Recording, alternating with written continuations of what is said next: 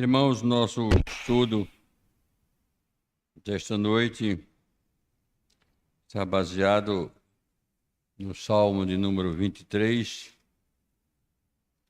Esse salmo que é conhecido por alguns como a Bíblia em miniatura. Acredito ser o salmo mais conhecido de toda a Bíblia por todos os crentes. Uma pessoa que se diz verdadeiramente evangélica e não conheceu o Salmo 23, precisa conhecer. Não quero dizer que ela não seja evangélica, está apenas dizendo que ela precisa conhecer. Parece até que a gente vem crescendo pouco a pouco, estudando os livros dos Salmos. Se a gente pegar um pouco antes, alguns salmos, o início de cada um deles, a gente começa sempre Davi falando: ouve, Senhor, a causa justa, eu te amo, ó Senhor. Aí depois ele vai dizer: o Senhor te responda, na tua força, Senhor. O salmo que nós abrimos o culto desta noite: Deus meu, porque me desamparaste. Até que ele chega a este salmo como se fosse uma espécie de ápice. Fala: o Senhor é o meu pastor. E aqui nós não temos orações, nós não vemos queixas ou misérias, não vemos lamúrias, não vemos aquela preocupação de alguns salmos que nós estudamos, aquela preocupação com perseguições de inimigos, pedindo o livramento do Senhor dos inimigos. É um salmo diferente, porque aparece mais como uma expressão de gratidão.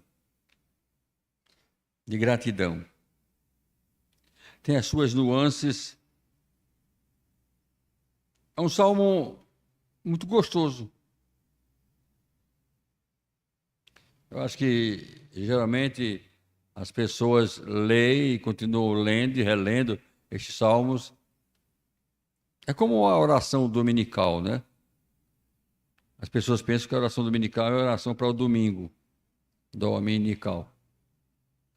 Não, é a oração do Senhor, Dominos. A oração que o Senhor ensinou. E que Jesus disse que nossas orações não deveriam ser repetidas, mas é a oração mais repetida que a gente tem, que é a oração dominical, não é? A oração mais dominical. Lá em casa, por muitos e muitos anos, a gente terminava o culto doméstico, sempre todas as noites, orando a oração dominical, até que eu parei e disse: vamos parar com a oração que a gente faz, diz amém, porque nós estamos repetindo muito essa oração. Muito essa oração, e Jesus disse que, por muito ser repetido, como os fariseus faziam.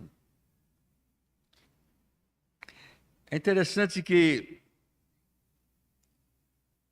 essa expressão de gratidão ele é composto quando Davi conseguiu a posse total de todo o seu reinado, de todo o seu reino.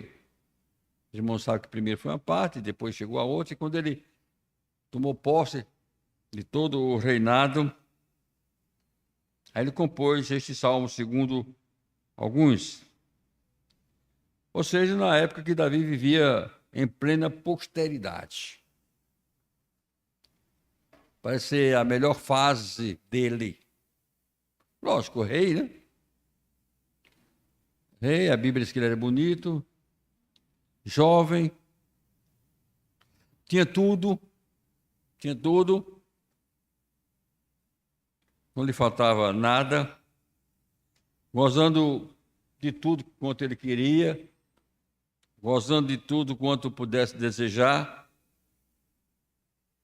E aí, logo de início, a gente já vê uma grande diferença que existe com algumas pessoas que, quando vivem na opulência, na riqueza, no bem bom, geralmente se esquecem de Deus. Houve uma época aqui na igreja que nós tínhamos muita gente desempregada. Parece que era a época que nós tínhamos mais gente no culto de oração e de doutrina.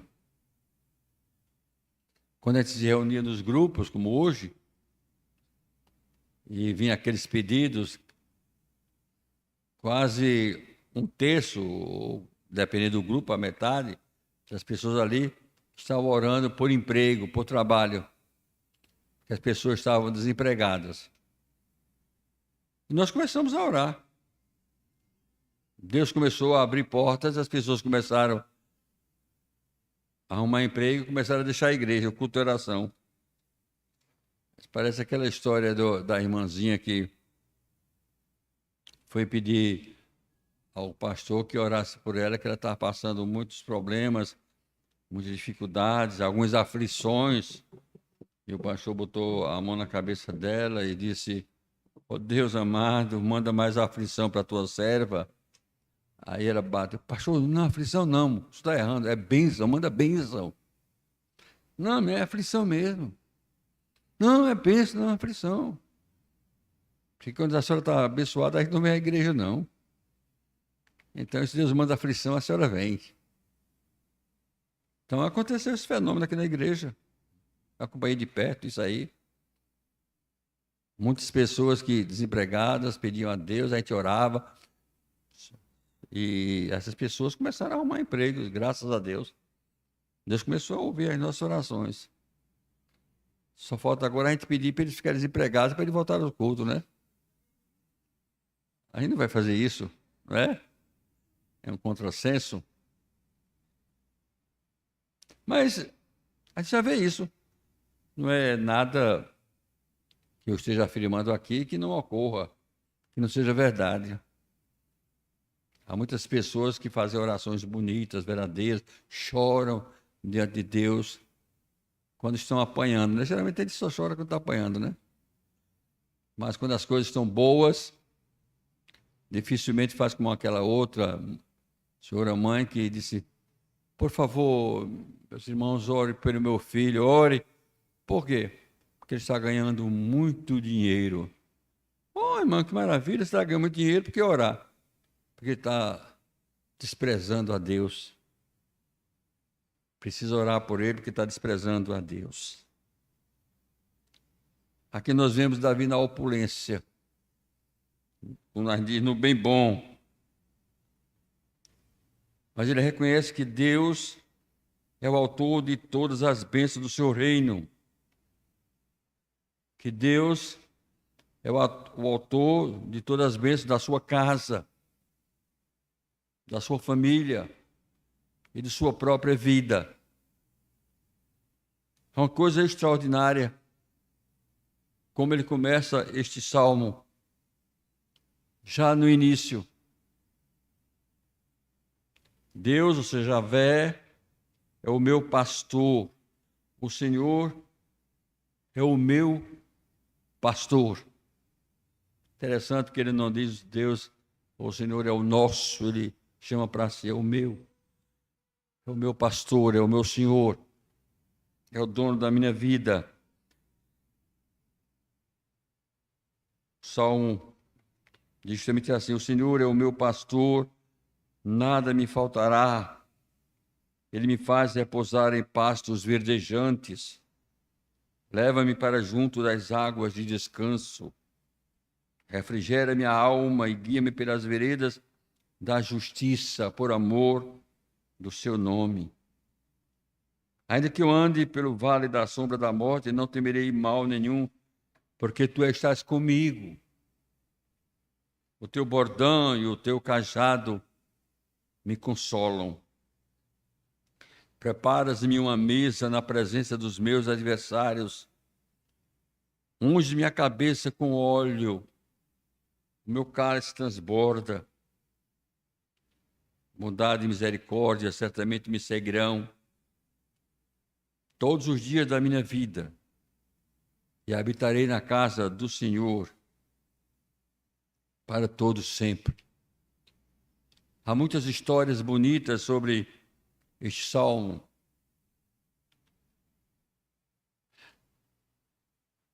Russell Shedd foi um grande servo do Senhor. Aí as pessoas censuram logo. Pastor, se foi grande, não foi servo. Quem é servo não é grande, né? Mas é a figura de linguagem. Foi um verdadeiro servo do Senhor.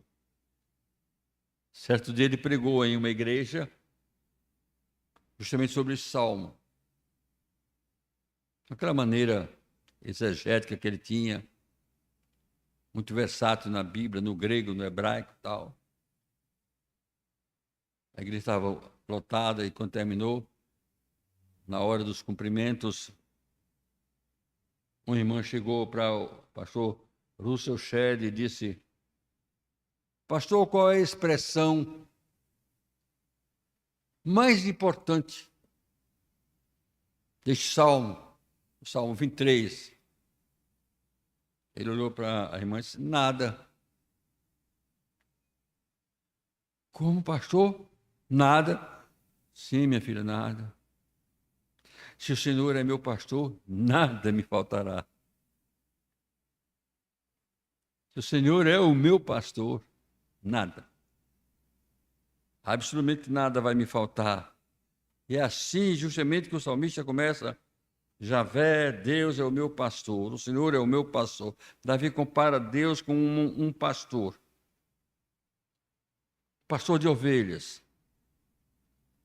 Ele usa toda a sua experiência de pastor de ovelhas que ele foi. Deus tem tanto cuidado com a gente quanto um pastor que cuida de ovelhas tem com as suas ovelhas. Deus tem aquele cuidado de alimentar a gente, de cuidar da gente, de proteger a gente. Aqueles que lhe são seus. Quem já cuidou de animais, sinceramente, aqui na cidade a pessoa cuida às vezes de um cachorrinho ou um gato e deixa passar, morrer de fome, né? Às vezes é assim. No interior é diferente. Quem vive de criação de animais sabe o trabalho que dá. Às vezes a gente erra. Por exemplo, você sabe qual é o animal mais inteligente depois dos primatas? Depois dos primatas. É o porco. Sabia disso? É o porco. Mas os criadores de porcos acabam com a inteligência dos porcos. Botam num lugar bem pequeno, ali dão a comida, ali dão a água, e eles quase não se podem movimentar, não desenvolvem a inteligência. Mas é comprovado que, fora os primatas, os porcos são os animais mais inteligentes. A gente confina os animais, às vezes, você cria gado confinado, dentro de um curral, dando a comida, todo. Eles não vão procurar. Mas a ideia de Davi é quase isso. É que nós não precisamos procurar. Porque quem é que procura lugar, alimento e que cuida do rebanho? É o rebanho? Não é o pastor. É o pastor que pega o rebanho, leva para um lugar, leva para outro. Mesmo no interior, que às vezes o homem só cuida de uma ovelha, tá? Aí ele pega aquela ovelha, amarra no lugar que tem pasto, depois tira dali para outro lugar, leva para beber água, ou leva a água para o animal beber. O animal é totalmente passivo. Quem cuida é o pastor. Essa é uma ideia que Davi traz para o Salmo.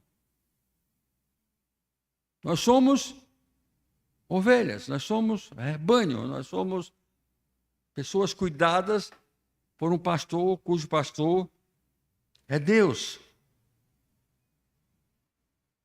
Não devemos ter preocupação com o alimento que Ele vai nos dar. Com proteção, porque Ele vai nos proteger. Só atribuímos a Deus o ofício de pastor quando nos conscientizamos de que Deus é suficiente para atender a todas as nossas necessidades. Sabia disso? É quando nós atribuímos a Ele esta figura de pastor. Ele é todo poderoso para cuidar daquilo que nós precisamos. É assim que ele começa. É interessante, aprenda logo, que Davi começa falando da terceira pessoa, ou na terceira pessoa. A gente já aprendeu isso, né? Lá nos colégios, na escola, né? A primeira pessoa é a pessoa que... Português. É a pessoa que fala, né? A primeira pessoa é a pessoa que fala. A segunda pessoa é a pessoa com quem a gente fala. É o eu falando com tu. Não é? O velho Napoleão Mendes de Almeida, em sua gramática, falava da substituição do tu com você. Isso é uma longa história. E a terceira pessoa, qual é a terceira pessoa gramatical? É a pessoa de quem se fala. De quem se fala. Então a primeira pessoa é a pessoa que fala. É Davi está falando. Mas ele começa falando não com o Senhor. Ele não começa falando com Deus. Ele começa falando de Deus. Dele. O Senhor. O Senhor. Note isso, porque vai haver uma mudança aqui neste salmo. Uma mudança bonita e importante. Que você precisa aprender. Não é só bonita, não é só uma questão gramatical. Mas é de uma importância muito grande. Então, Davi começa falando dele, do Senhor. É o Senhor, Ele, que é o meu pastor. Ele começa falando assim. Aí ele continua dizendo, Ele me faz repousar em pastos verdejantes. Ele que cuida de mim, Ele que me dá alimento, Ele que me dá conforto, Ele que me dá alegria, Ele que cura minhas feridas, Ele que me protege, Ele me faz repousar em pastos verdejantes, ou seja, me faz deitar em pastagens de grama. É outra tradução. Pastagem verdejante, de grama. Mas esse versículo aqui pode ser traduzido também como abrigo, como cabana de pastor. Ou seja, Ele me dá abrigo na tempestade, seja no muito frio ou no calor intenso. Ele tem um lugar para eu descansar, para eu repousar. Isso me faz lembrar, voltar um pouco à minha infância, faz isso há algum tempo, né? Quando lá no meu interior, Palmeirina, a cidade que tem, quem vai daqui para Garanhuns, se for Palmares, lá adiante você pega Canhotinho, desce para Angelim, terra de Romildo, aí Angelim, depois vai para Palmeirina. E lá no sítio onde a gente vivia, e ainda vive alguns dos meus parentes, eles criam animais. E criam ovelhas. E criam cabras. E à noitinha, antes da noite chegar, eles vão lá e pegam esses animais, se é um, ou se são dois ou três, trazem para casa. As casas geralmente têm alpendres, portões, eles trazem, e os animais ficam ali, especialmente na época do frio intenso, que lá, frio 17 graus, 15 graus, por aí. E se forem muitos animais, mesmo assim vou pegar e botar num curral, redil, está lá, tudo junto. É interessante que as ovelhas se deitam uma ao lado da outra, mesmo com lama, se esquentando umas nas outras. É abrigo. É abrigo. É o que Davi está dizendo justamente aqui. Ele me faz repousar em pastos verdejantes, ou deitar em pastagens de grama, verdinhas, tal. A ideia de descanso. E pode ser também traduzido como ele tem um lugar, um abrigo, uma cabana, aonde eu posso me abrigar. Esse pastor tem todo este cuidado com o seu rebanho. Ele mesmo leva águas tranquilas. Por que águas tranquilas? Porque podia ser lugar que existe águas, mas quando você vai dar de beber a animais, você não leva o animal para a correnteza. É muito difícil o animal estar bebendo na correnteza. A água tem que ter tranquila. É um poço, geralmente raso. Tranquila, a águazinha que vai e bebe. Viu como às vezes a gente precisa entender um pouco. Vocês que vivem na capital, que nunca foram ver isso, não sabem. Mas tem muito a ver com isso. Águas tranquilas. Um pocinho ali, água fria, sem correnteza, onde o animal chega e bebe. Ainda hoje, até mesmo os animais graúdos, como o gado, por exemplo.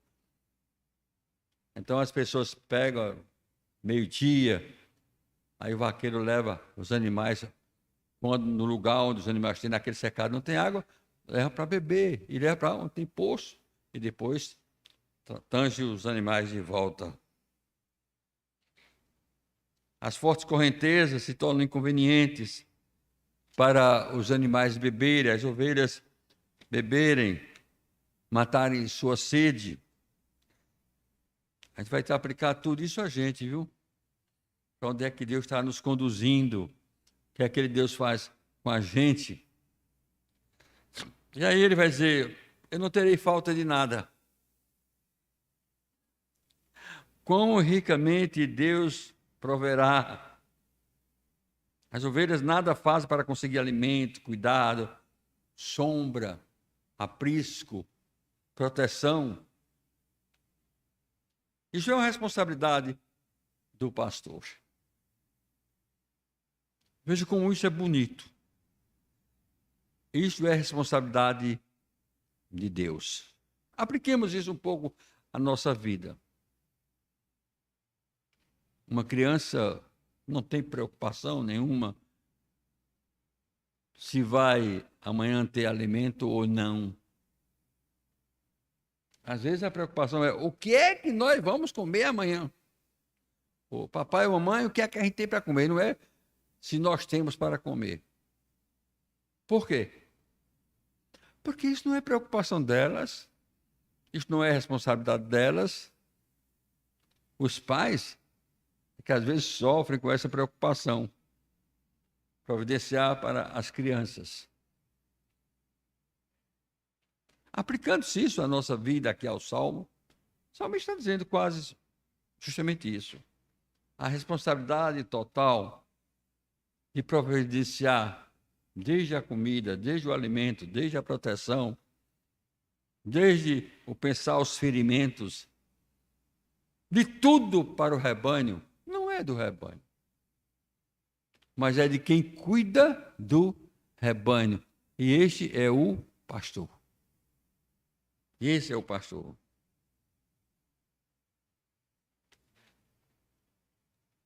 Ainda, ele vai dizer: guia-me pelas veredas da justiça.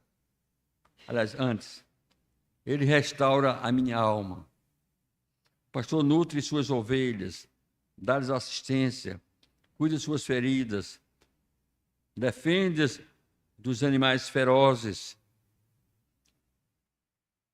Algumas ele vai tirar de penhascos, de lugares difíceis, onde as ovelhas se metem. Tudo isso é o pastor que faz. E esta é a figura ressaltada pelo salmista. Essa figura ressaltada do Deus dele. E mais uma vez nós temos que ressaltar um homem que está no auge da sua prosperidade, que tem tudo aos seus pés, mas que derrama sua alma diante de Deus. Ele diz: guia-me pelas veredas da justiça, por amor do seu próprio nome. Ele não diz apenas por amor do meu nome, ou por amor a mim. Lógico que é porque ele me ama que ele faz isso. Mas é por amor do seu próprio nome. Um rei tem muitas causas para julgar. Muitas causas. E às vezes chegam causas novas. Comparando com o nosso país, nós temos um país que talvez se afirma que no mundo é um país que tem mais leis. Também é um lugar onde menos as leis são cumpridas. Interessante. Leis nós temos, viu?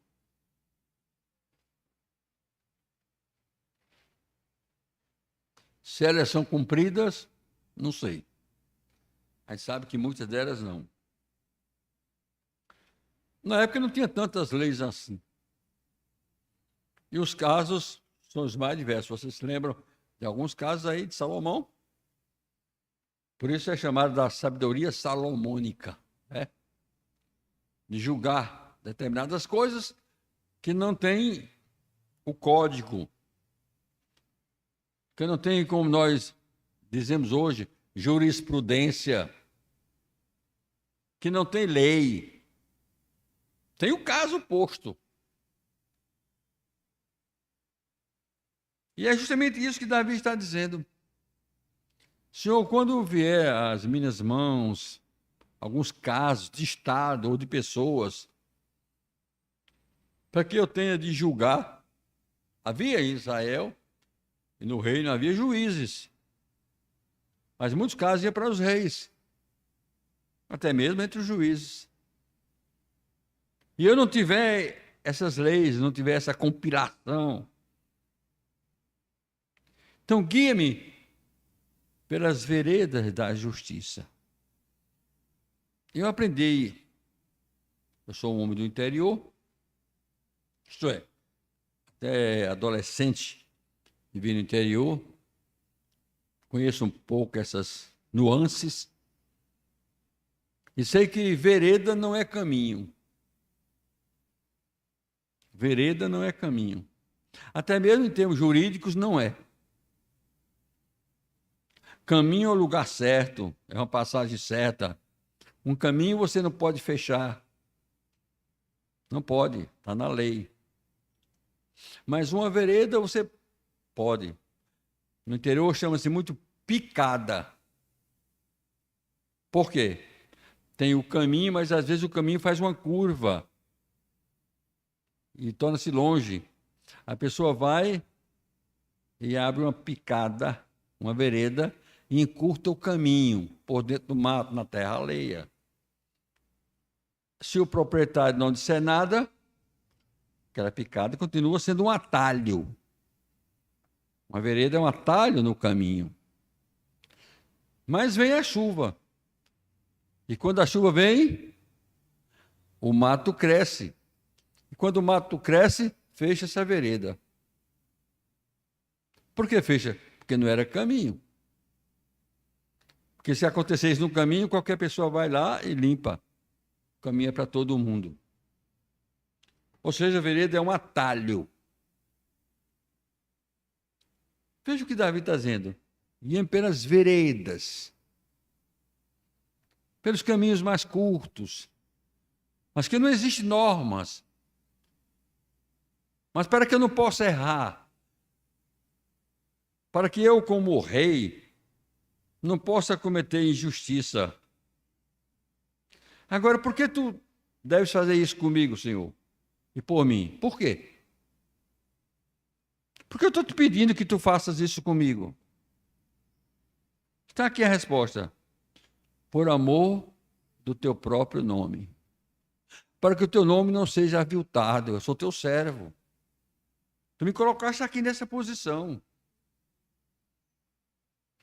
Então é por amor de ti mesmo que tu vais me ajudar a não cometer injustiça. A injustiça dói. A injustiça machuca. A injustiça fere. Fere. Ninguém há, até hoje não conheci, que fique satisfeita com injustiça. Que se alegre com injustiça. Injustiça é irmã siamesa de ingratidão, sabia? Injustiça é irmã siamesa de ingratidão. Um dos sonetos que primeiro eu decorei lá quando jovem foi de Augusto dos Anjos. Quando ele fala justamente de ingratidão. Ela dói, ela machuca, ela fere. Às vezes destrói as pessoas, ou injustiça destrói as pessoas.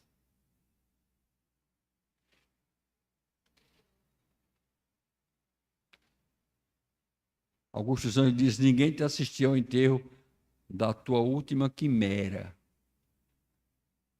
Somente a ingratidão, esta pantera, olha a figura, tem sido tua companheira inseparável. Por isso ele diz: acostuma-te à lama vil que te espera. Porque o homem miserável que nesta vida vive entre feras, ele sente o inevitável de desejo de também ser fera. De tanto bater, de tanto sofrer, um dia você reage. Ele diz: bata mais não. Já deu. Acabou. Já era. Agora mais não. Então a injustiça e a ingratidão são irmãs siamesas. A injustiça dói, seja, venha de onde vier, de quem vier. Alguns pais, hoje não, hoje as coisas mudaram, mas no passado. E alguns professores também no passado, não sei se ainda hoje fazem isso, mas no passado, cometiam muita injustiça. Um dia numa classe, isso há muitos anos, classe ginasial, um colega fez lá, cometeu um erro, aí o diretor chegou e disse: quem foi? Quem foi que não foi? E ninguém dedurou. A classe está toda de castigo. Aí eu disse: professor, por quê? Não fui eu. Não fui eu. Sim, mas ninguém disse. Onde está escrito? Eu, menino, nessa época, 15 anos. Eu disse: onde está escrito que eu tenho a obrigação ou dever de dedurar os outros? E porque eu não vou dedurar os outros, eu tenho que pagar por ele, pelo erro dos outros. Mas não vai ser assim, ele era americano. Agora me responda, você é pastor. Você está sendo justo? Aí ele olhou assim, aí eu levantou, eu me levantei também. Quero saber se o senhor está sendo justo. É isso que nós estamos aprendendo aqui no colégio? É isso? Justiça é isso? Eu pagar pelo erro dos outros? Moral da história, as coisas se melhoraram. E quando depois, já casado, pai de família, em João Pessoa, eu ia para o banco, eu trabalhava no banco, levava a minha filha para o colégio, quando eu voltava, horário certinho, passava lá, trazia a menina. Aí quando eu passei, minha filha disse, não, não pode ir não. Por que não pode? Porque a classe está toda de castigo. A classe está de castigo? Por quê? Não, houve problema e tal. Aí eu entrei, quero falar com a diretora.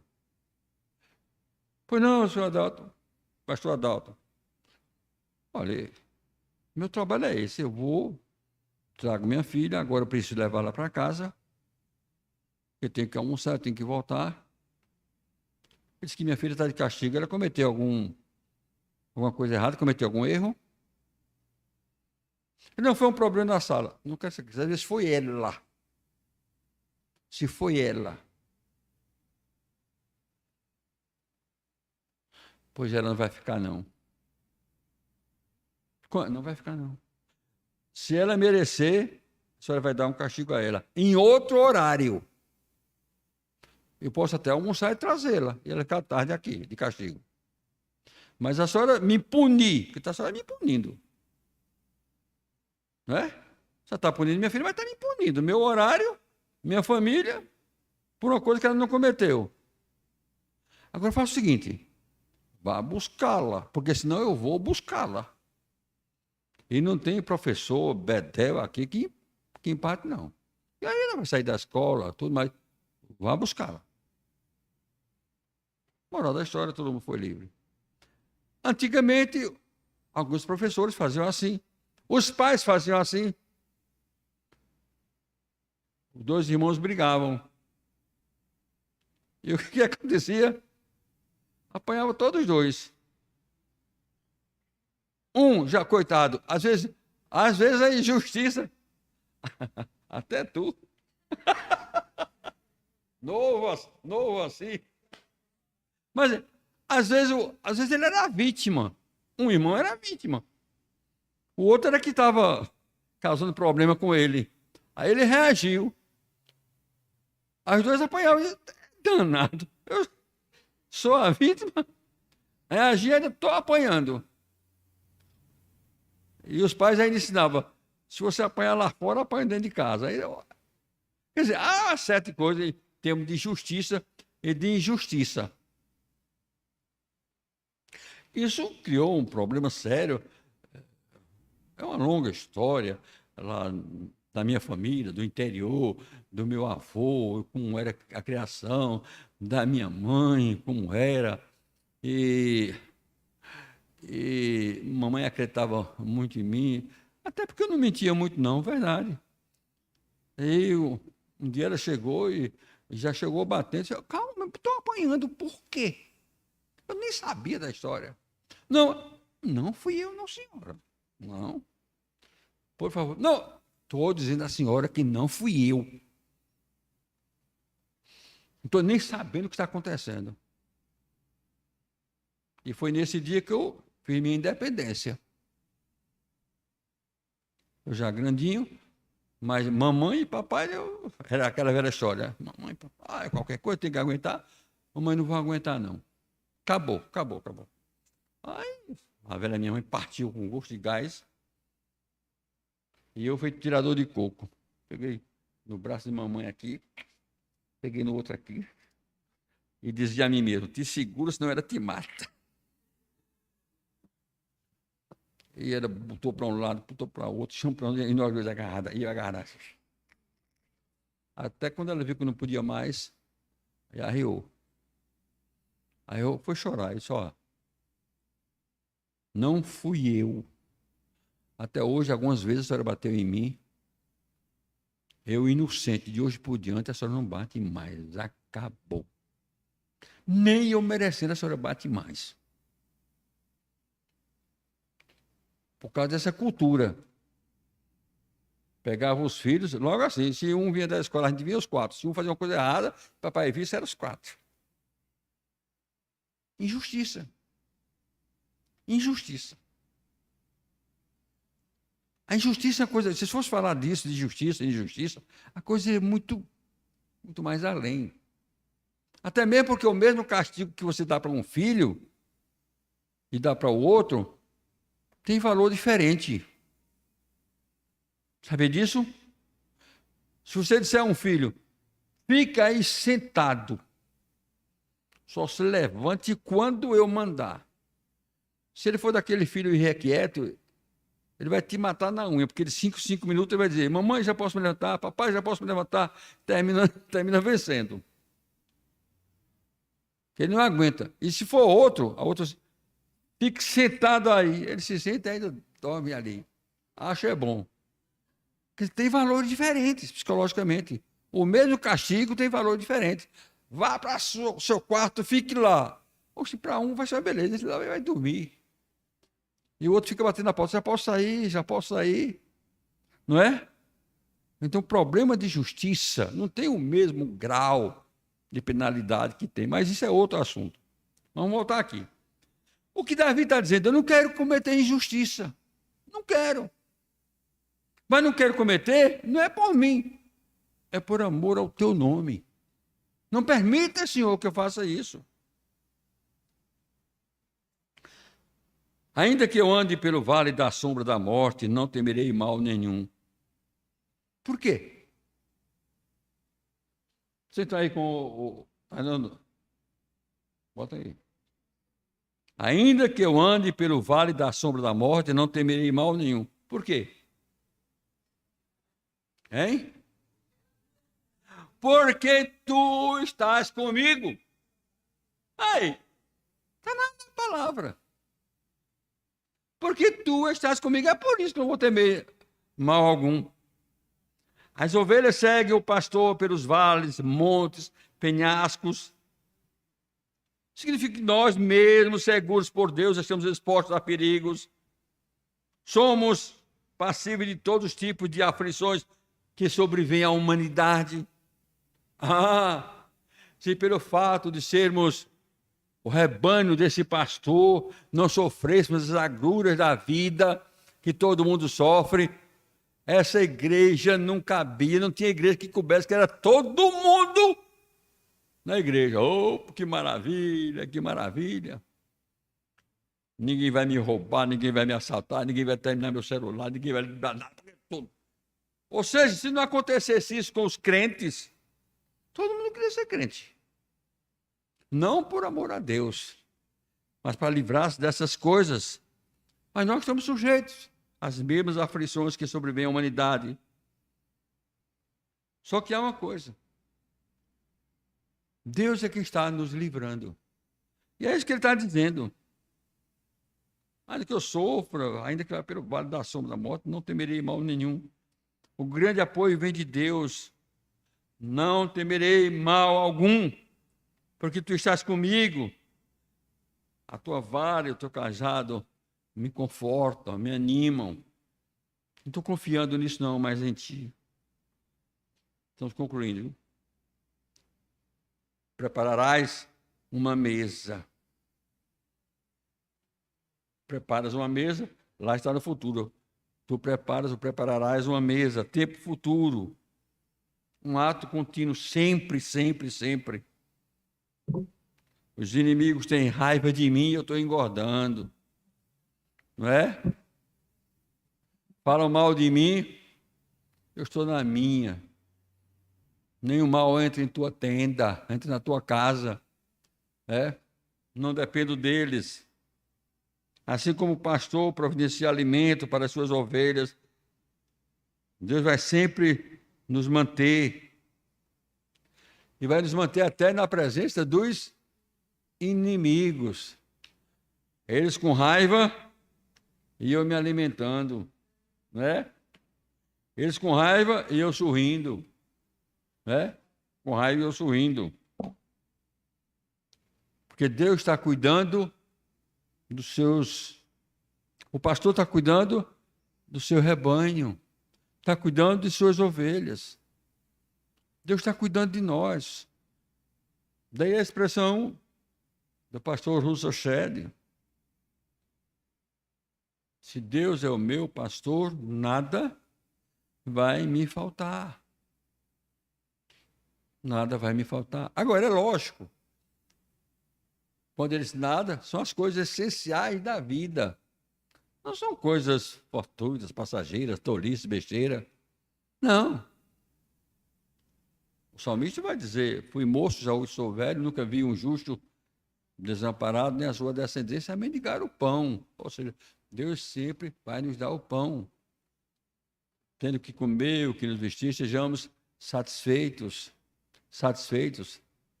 Não é viver invejando a vida de ninguém. Você não precisa apagar a lâmpada de ninguém para que a sua luz possa brilhar. É um pensamento bonito agora, né? É. Porque tem gente que quer que a sua luz brilhe apagando a lâmpada dos outros. O que é isso? Você não precisa apagar a lâmpada de ninguém, a vela de ninguém, para que a sua possa brilhar. A luz vem em você. Deixa a sua luz brilhar. Os outros deixa para lá. Entendeu? Há um versículo lá, eu sei que é em Provérbios. Se alguém procurar aí no Google, mas que diz que se incomoda com a vida alheia é como quem pega um cachorro que vai passando pelas orelhas. O cachorro vai passando, por que você se mete aí e pegar? Você vai ser mordido. De vez em quando eu estou citando esse versículo lá em casa. Opa, deixa para lá. É a vida dele, é a vida dela. Deixa para lá. Deixa para lá. Não, porque eu sou do WhatsApp, deixa o WhatsApp para lá. Nós já temos muitos assuntos aqui da nossa família, da gente, para resolver. Entendeu? Minha esposa, ela deve estar ouvindo, é mestra em chegar para os filhos: faça isso, faça isso. Eu digo: os filhos já têm idade de te aconselhar. Os filhos já têm idade e experiência de te aconselhar. Nessa área, eles são doutores. Deixa a vida deles aí. Mas é assim. A gente às vezes se mete tanto na vida alheia que não cuida da gente. Não é? 23:17, cita aí o versículo.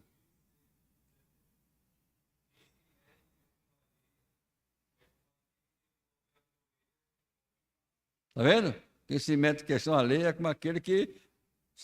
É justamente isso, vai ser mordido. Deixa para lá. A questão é dos outros, deixa para os outros. Eu não sou polícia, não sou juiz, não sou nada, eu vou meter em questão dos outros. Vamos concluir. Bondade e misericórdia me seguirão todos os dias. Deus, o meu pastor, está comigo todos os dias, cada dia. Cada dia de 24 horas ainda sobra alguns minutos. Todo tempo, Deus está comigo. A sua bondade, a sua misericórdia está comigo. Ele sempre me acompanha. O meu pastor está cuidando de mim. Em quaisquer situações, ele está comigo, cuidando de mim. A sua bondade, a sua misericórdia está atenta para mim. Isso, meus irmãos, a gente precisa ter fé para acreditar nisso. Porque quando há um problema com você que mexe na sua estrutura, seja ela física, seja ela psicológica ou psicossomática, na sua vida financeira, na sua vida familiar, na sua vida doméstica, em tudo, e que lhe abala, você às vezes fica dizendo: e agora? Agora confia em Deus. Agora confia em Deus. Ele não é o teu pastor? Você não é do rebanho dele? Ele vai te cuidar de você. Ah, estou ferido. Está ferido? O pastor vai cuidar. Estou com fome? O pastor vai trazer alimentação. Estou com sede? Ele vai levar as águas límpidas, mansas e cristalinas. Estou cansado, vai dar descanso, vai ter repouso. Ele vai providenciar. É isso que a Bíblia diz. Precisamos ter fé. Agruras, tempestades, provações, dificuldades. Quem é que não passa? Todos passam, todos nós passamos. A Bíblia diz que o choro pode durar a noite toda. A alegria vem pela manhã, vem no outro dia. Vem no outro dia. A gente precisa crer nisso, meus irmãos. Ou então, o que é que nós estamos fazendo aqui? Não é? Habitarei na casa do Senhor para todo sempre, ainda que meu corpo baixe a terra, baixe a sepultura, e habitarei com o Senhor. Por quê? Que Javé é o Senhor. Ele é o meu pastor. Nada me faltará. Conta-se, e com essa história eu termino. Conta-se, eu não sei quanto tempo faz que eu li essa história, então não me procure pormenores, eu vou contar como eu me lembro, que um poeta, um declamador, estava no teatro, um grande declamador de poesias, quando alguém disse, recite para nós o Salmo 23. E ali, no teatro, estava um pastor, já idoso, quem sabe, como eu, e o declamador o conhecia e disse, eu declamo o Salmo, se o pastor aí declamar também. Aí o pastor se declama. Bom, dito isso, o poeta começou com aqueles gestos bonitos. O Senhor, eu apontar para cima, o Senhor é o meu pastor, nada me faltará. Guiar-me faz em verdes pastos, tá. Muito bonita a sua declamação. Restou o salmo, quando terminou, todo mundo ficou em pé e aplaudiu. Coisa maravilhosa. Aí chamaram o pastor. Como o pastor tinha prometido, foi lá. Não fez gesto nenhum. Apenas olhou para o auditório e começou. O Senhor é o meu pastor. Nada me faltará. Ele me faz repousar em pastos verdejantes, leva-me para junto das águas, descanso, refrigera minha alma. E começou, pá, até o final. Bondade e misericórdia certamente me seguirão todos os dias da minha vida.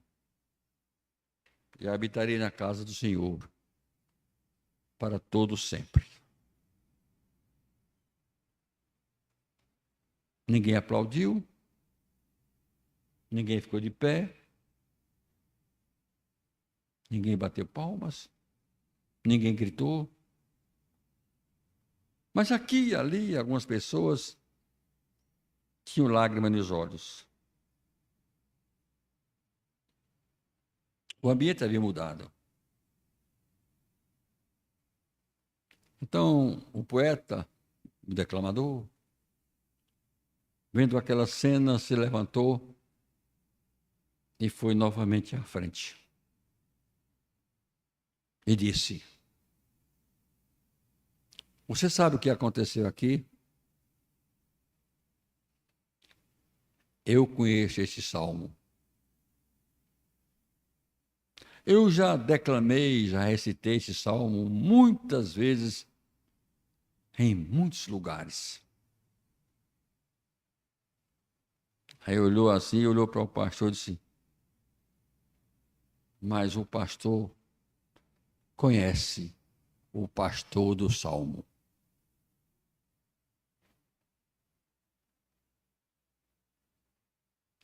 Quero deixar essa lição para nós. É bom conhecer o salmo. do pastor. É bem melhor conhecer o pastor do Salmo. Deus nos abençoe. Amém. Vamos ficar de pé, vamos louvar a Deus.